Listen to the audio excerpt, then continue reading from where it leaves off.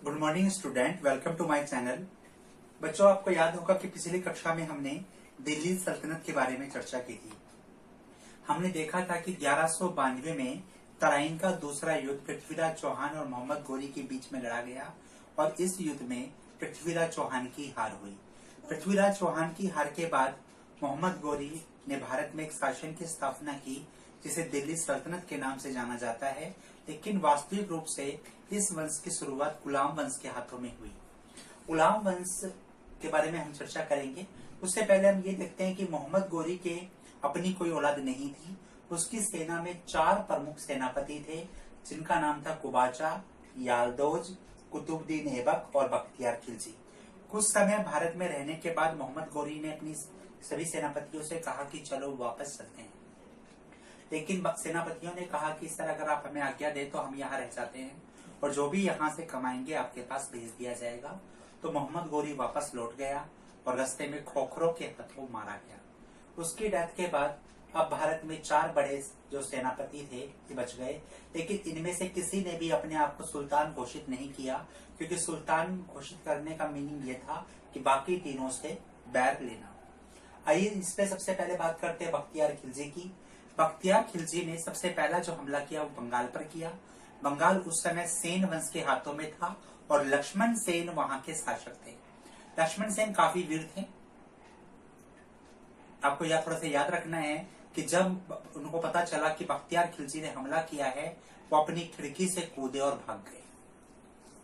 जबकि बख्तियार खिलजी खुद इतना बेवकूफ था कि उसने देखा ही नहीं कि उसकी सेना पीछे आ रही है नहीं आ रही है। वो 4 सैनिकों को लेकर उसके महल में घुस गया और इस प्रकार से 4 लोगों ने बिना तलवार निकाले बंगाल को जीत लिया।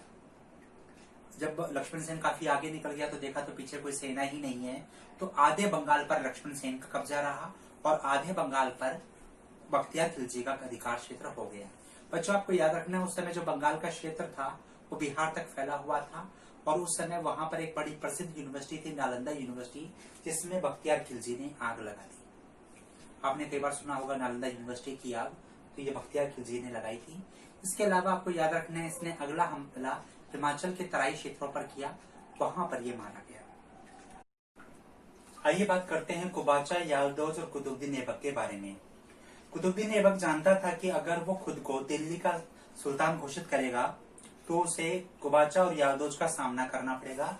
इसलिए कुतुबुद्दीन ऐबक ने कुबाचा को अपना ससुर बनाया, यालदोज को अपना बहनोई बनाया और मोहम्मद गोरी की सेना का एक बहुत बड़ा सेनापति था इल्तुतमिश, उसको इसने अपना दामाद बनाया और अपने शासन को इसने थोड़ी मजबूती दी।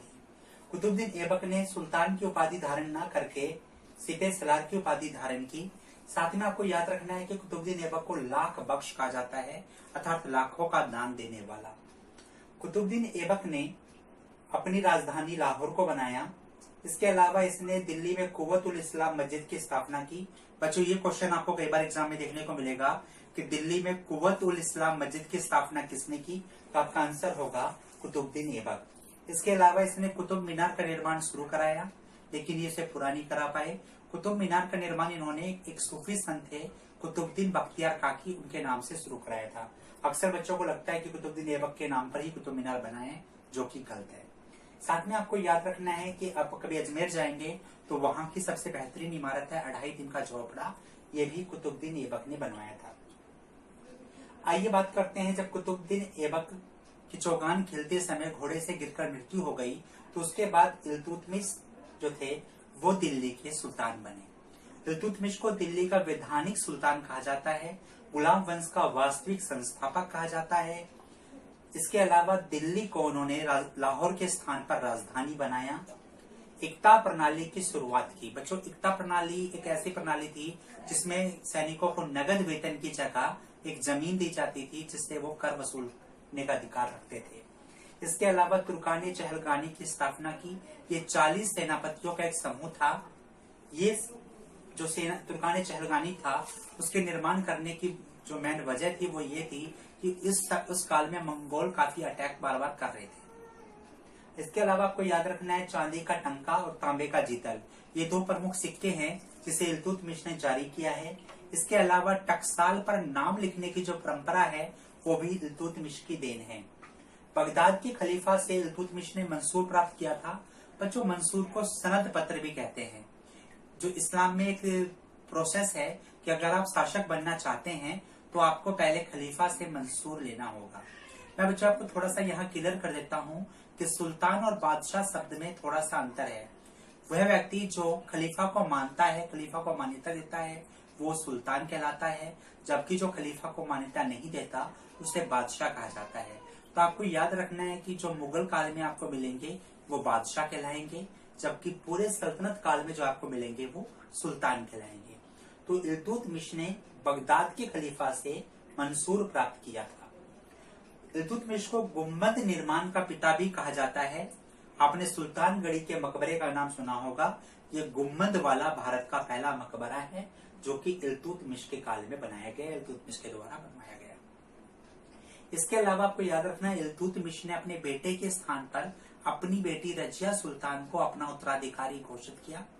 1236 में जब इल्तुतमिश की मृत्यु हुई तो उसकी बेटी रजिया सुल्तान शासक बनी। ये भारत की पहली महिला शासिका थी। थोड़ा सा आपको एक क्वेश्चन और याद रखना है, कुतुबुद्दीन ऐबक और इल्तुतमिश के बीच में कुछ समय के लिए आराम सा शासक बने थे। तो कई बार ये क्वेश्चन बन जाता है।